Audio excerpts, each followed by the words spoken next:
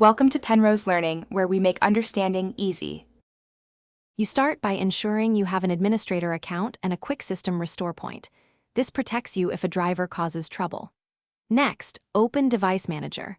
Press Start, type Device Manager, and hit Enter so you can work directly with hardware. Once the window is open, expand Mice and Other Pointing Devices and identify the mouse entry that matches the device you want to update. If unsure, unplug and replug the mouse to watch which entry appears, so you update the correct device. Now you update the driver, right-click the mouse entry and pick Update Driver. You'll see two paths: search automatically or browse My Computer. Use automatic search for Windows to find generic or Microsoft-signed drivers quickly.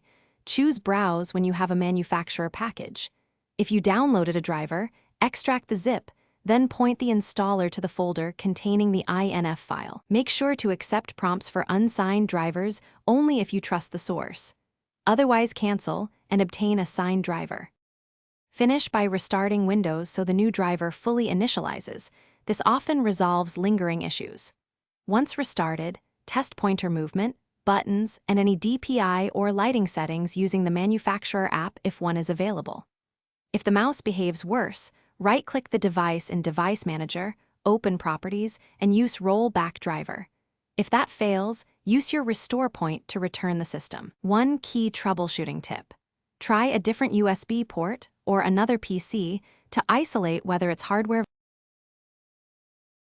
Thanks for watching. If this was helpful, leave a like and consider subscribing. See you next time.